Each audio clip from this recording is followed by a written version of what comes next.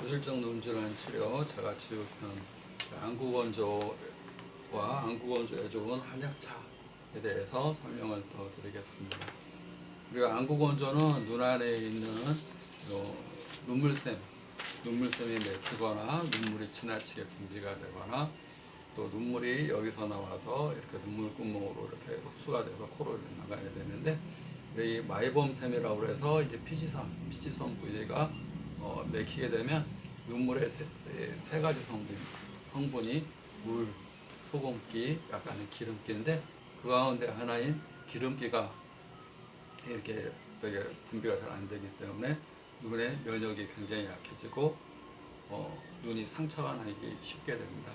그래서 마이봄샘, 피지선, 우리가 눈꺼풀 여기에 이제 염증이 생기는 것을 피지선의 이제 염증이라고 해서 여드름과 똑같이 눈꺼풀 여드름이라고 표현을 합니다. 그래서 안구건조가 생기는 원인은 이제 눈물샘에 여기가 루선형 눈물구멍이 맥히거나 노화누의 연세가 들어가면서 노폐물이 쌓이면서 노화누리란 찌꺼기와 눈물구멍이 좁아지는 것, 그래서 눈물이 밖으로 흘러버리는 것. 또 이제 가장 큰 게 이제 하나의 노화 현상으로도 많이 오고요. 또는 이제 안구건조가 심하면 염증을 동반하는 증상이 오기 때문에 눈이 충혈되거나 가렵거나 아프거나 또는 결막염이나 각막염 이런 거에 원인이 됩니다. 눈이 부시고 건조하고 눈이 감기고 눈에서 열이 나고 또 눈곱도 자주 끼게 되고 눈 뻑뻑하고 피곤하고 이물감이 있게 되고 눈도 아프고 각막에 자극되는 증상이 되게 됩니다. 안구건조를 악화시키는 인자는 이제 우리가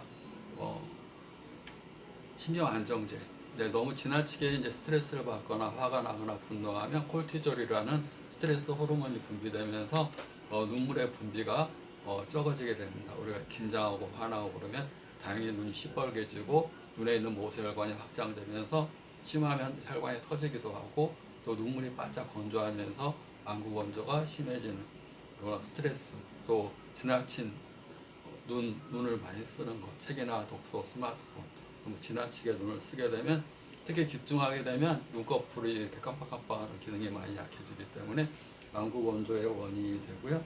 그 다음에 고혈압, 혈압이 너무 높아도 이런 안구건조가 생길 수 있어요. 혈압이 높다는 얘기는 혈관이 좁아진다는 얘기고 압력이 세진다는 얘기이기 때문에 혈액과 수분 대사에 장애가 와서 눈에 있는 모세혈관이 확장되고 또 수분 대사 장애가 와서 안구건조의 원인이 될 수가 있습니다.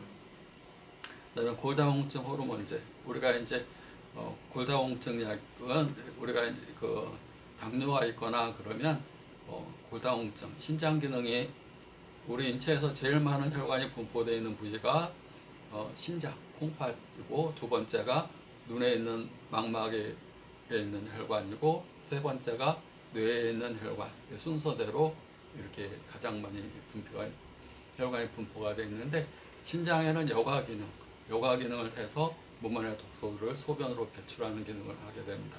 그 기능에 장애가 오게 되면 눈 자체에 독소들이 쌓이게 되고 수분 대사에 장애가 오면서 또 안구건조 또의 원인이 될 수가 있습니다. 또 항히스타민제 같은 경우도 안구건조의 원인이 되고, 당연히 과로나 수면 부족 이런 것도 원인이 되고, 아까 설명드린 눈꺼풀 여드름, 눈 안에 있는 피지선의 분비물 장애.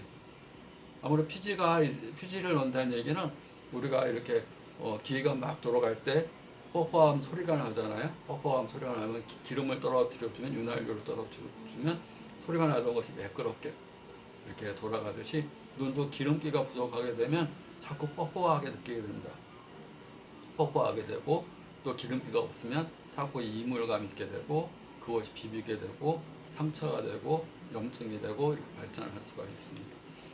그래서 마이봄 피지선에, 그래서 이 피지선을 맥힌 경우는 짜내거나 뒤집어 가지고 이렇게 솜으로 이렇게 닦아내거나 기름기를 자꾸 없애주는, 우리가 얼굴 여드름 있을 때 이걸 짜내거나 얼굴 여드름에 짜내거나 기름기 안 생기게 하듯이 피지선도 마찬가지입니다. 그래서 기름진 음식을 많이 먹으면 여드름이 안 좋듯이 안검염 이 피지선에도 기름기 맥히는 거.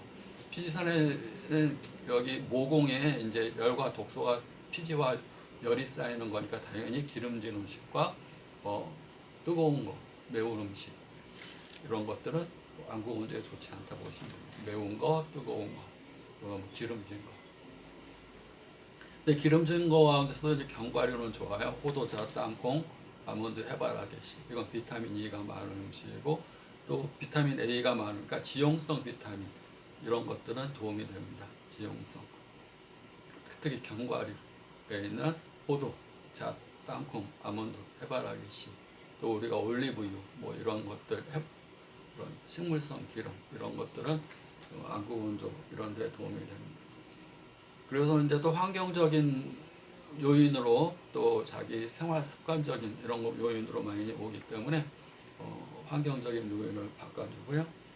그 생선류, 견과류, 그 다음에 종자류 이런 기름기를 드시고, 그러니까 피지선이 딱딱하게 굳어지면 따뜻한 눈을 감고 따뜻한 찜질을 해서 이 안에 기름기를 녹이는 게 좋으세요. 뜨거운 게 아니라 따뜻한 정도, 한 40도 정도 되게끔 따뜻한 눈 감고 따뜻한 찜질을 하면 눈 안에 있는 피지선이 딱딱하게 기름기가 굳어진 것들이 녹아내리면서 눈에 혈액순환도 잘 되고 기름기도 분비가 피지선의 기름기가 분비가 잘 되니까 안구 건조에 많이 도움이 될 수가 있습니다.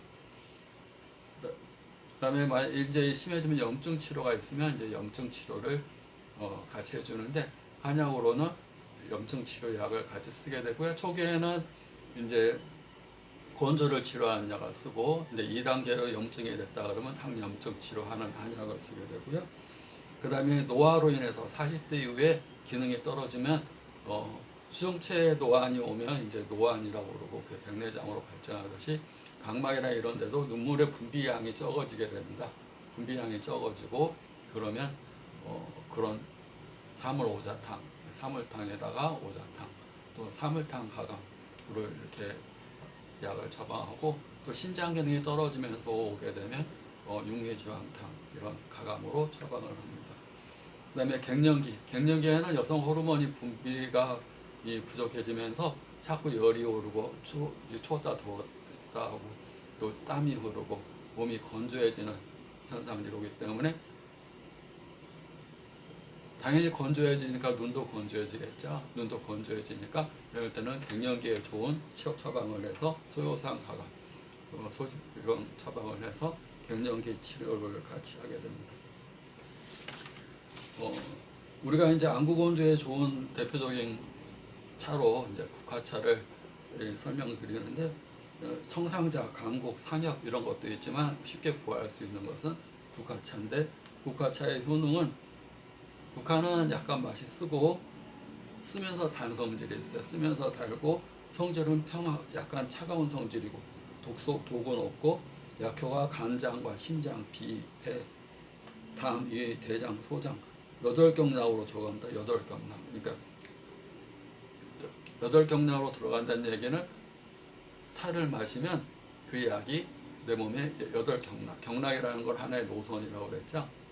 이런 내부 장기에 간, 심, 비폐, 담이, 대장, 소장의 8경락으로 들어가며 간열과 풍열, 간의 열을 내려주고 간이 뜨거워진 상태에서 독소가 눈에 쌓이는 걸 없애주고 풍열로 눈에 열이 있고 가렵고 이런 증상을 치료하면서 눈을 맑게 하는 효과가 있습니다.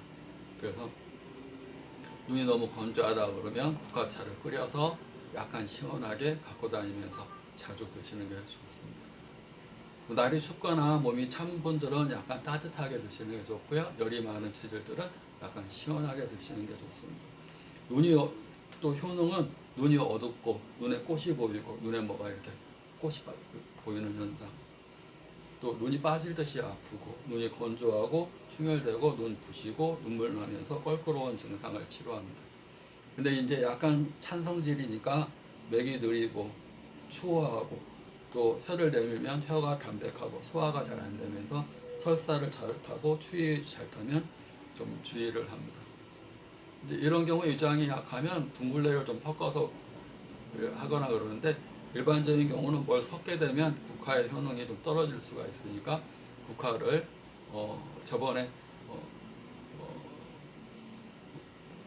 음기와 양기를 같이 하게 약을 저기 물을 먹는다고 그렇게 얘기를 설명드렸는데, 국화차를 우릴 때 너무 뜨겁다 그러면 거기다 찬물을 약간 섞으면 뜨거운 기운은 밑에 내려가고 찬 기운은 위에 있어서 순환이 이루어진다고 보시면 됩니다. 그래서 장이 찬 분들은 뜨거운 물에 국화를 우려내고 거기다 약간 찬물을 부어서 어, 먹으면 장이, 아래는 따뜻한 기운, 찬 기운은 아래에 있을 수는 없죠. 항상 아래는 차고 위에는 열나는 증상이 있기 때문에 장이 약한 분들은 음양이 같이 있는 물을 만들어 먹는 게 좋은데, 뜨거운 국화차에 찬물을 좀 70% 뜨거운 물, 30% 차가운 물 해서 국화차를 만들어 놓은 상태에서 뜨거운 물에 물이 팔팔 끓으면 국화를 좀 넣어서 우려낸 다음에 찬물을 좀 섞어서 드시면 아래는 찬물, 위에는 뜨거운 물에서